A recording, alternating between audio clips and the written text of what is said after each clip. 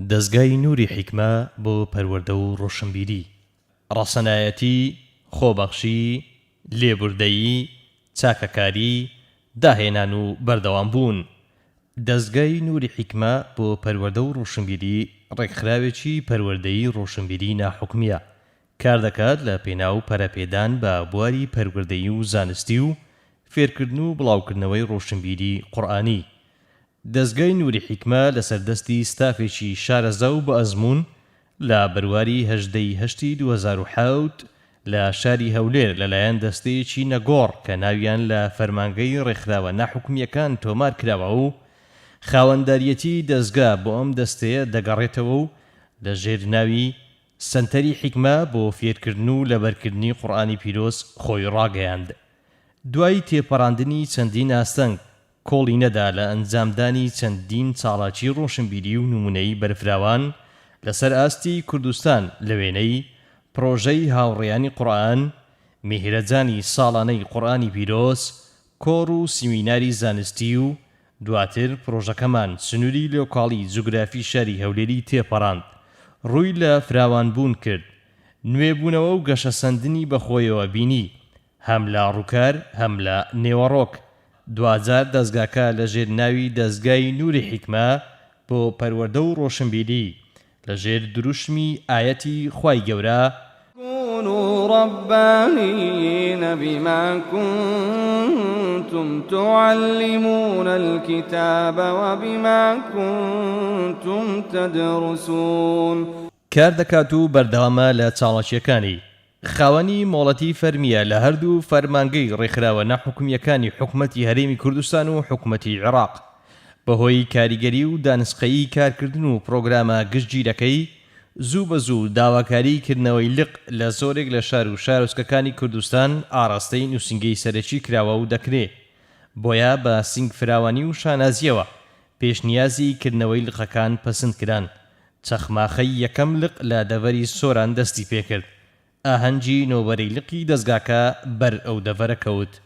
نووسینگەی سەرەکی دەستگا دەکەوێتە شاری هەولێر و سوپاس بۆ خوا پاشان بە فەزڵ و هیممەتی هەموو لایەک و پاڵپشتی ڕاستە و خۆی خوا پێداوان لە ئێستادا دەستگا خاوەنی 18 لقە لە سەرجەم شار و شارۆچکەکانی هەرێمی کوردستان کە بریتین لە هەریەک لە لقەکانی سۆران، هەڵەبجە، سلێمانی، کەرکووک، کۆیا، خەبات، حاجیاوە، چەمچەماڵ، گەرمیان، پشدەر، سەید سادق، شۆڕش، پیرەمەگرون، شارەزور، ڕانیە، چوار قوڕنە، سەروچاوە و پێنجوێن. لق مافی کردنەوەی بازنەی هەیە لە سنووری کاری خۆی. ئێستا 8 بازنە لە خوارپێک هاتەی لقەکانی دەستگا بوونیان هەیە و لە بینای سربەخۆ خەریکی خزمەتکردنن بە کتێب و ڕێبازی خودا. بەشە کارژێڕیەکان. ئەنجومەنی کارژێڕی دەستگا جگە لە سەرۆک و جێگری سەرۆک بە مەبەستی باشتر ڕاپەڕاندن و ڕێخستنی کارەکان بەشە کارژێڕیەکانی دابەش کردووە بەسەر 7 بەش کە بریتین لە هەریەک لە بەشەکانی سەرپەرشتیاری، پرۆگرام و پێگەیاندن، پلاندانان و بەدواداچوون، ڕاگەیاندن، دارایی، پەیوەندیەکان و کاروباری لقەکان و هەریەک لەم بەشانەش پێکاتون لە چەند یەکەیەکی کارژێڕی سربەخۆ. ئەنجومەنی بەڕێوەبردن. هەموو 3 مانگ جارێک بە ئامادەبوونی سەرۆک و ئەندامانی ئەنجومەنی کارژێڕی و بەڕێوەبەری سەرجەم لقەکانی دەستگا کۆبوونەوەی وەرزی ئاسایی ئەنجومەنی بەڕێوەبردن ئەنجام دەدرێت بە مەبەستی بەدواداچوون بۆ کاروباری لقەکان و ئاڕاستەکردنیان و وەرگرتنی ڕاو سەرنج و پێشنیازەکانیان. سەرژمێریکردنی ئەندامانی کارژێڕی و مامۆستا و قوتابیانی دەستگا. ژمارەی ئەندامانی کارژێڕی لە نووسینگەی سەرەکی و سەرجەم لقەکانی دەستگا بریتیە لە 212 ئەندام لە هەردوو ڕەگەز کارژێڕی برایان و خوشکان. ژمارەی قوتابیانی دەستگا لە سەرتاسەری کوردستان زیاترە لە 8000 قوتابی کە لە خزمەت 740 مامۆستا زانستەکانی قورئان دەخوێنن.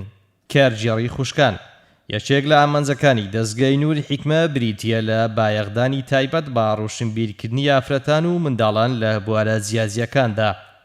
کارژێڕی خوشکان ڕاستەوخۆ سەربابەشی سەرپەرشتیاریە و زۆرینەی قوتابیان و مامۆستایانی دەستگای نووری حیکمە پێک دەهێنن و چاڵاکی و سیمیناری تایبەت بە توێژی ئافرەتان ئەنجام دەدەن. خول و سیمیناری زانستی و بەشداری دەستگا لە کۆنگرە نێودەوڵەتیەکان. دەستگای نووری حیکمە بۆ دانەبڕان لە پێشکەوتنی جیهانی دەرەوەدا بۆ بەرزکردنەوەی یاستی زانستی زیاتر لە 8 وەفد بە نوێنەرایەتی دەستگا بەشداری چەندین خولیان کردووە لە دەرەوەی وڵات. هەروەک سەردانی مەیدانیان ئەنجام داوە بۆ بنکە و سنتەرەکانی فێرکردن و لەبەرکردنی قورئانی مەزن لە وڵاتەکانی ئوردن، میسر، سعودیا و تورکیا کە مەبەست لێی سوودوەرگرتن بووە لە ئەزموونی ئەو وڵاتانە. لە ناوخۆش چەندین کۆڕ و سیمیناری گشتی ئەنجام داوە کە لە دەستگا ڕاگەیاندنەکاندا پەخشکراونەتەوە.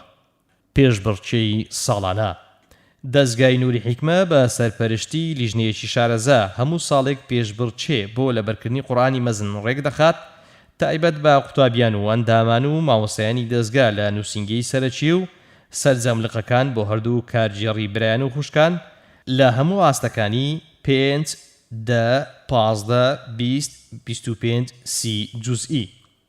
دارایی دەستگا لە ڕووی داراییەوە هاوشێوەی کارەکانی تری تەواو سەر بەخۆیە.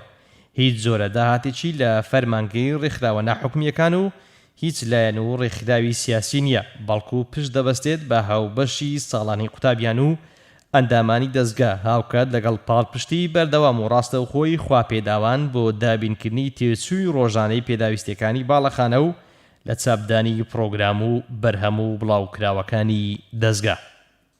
دروشمەکانی دەستگای نووری حیکمە بۆ پەروەردە و ڕۆشنبیری کاردەکەین و کۆڵ نادەین تا ڕووناچی ئەم نورە دەگەێنین بە سەرجەم شار و شارۆچکە و دێهاتێکی کوردستان.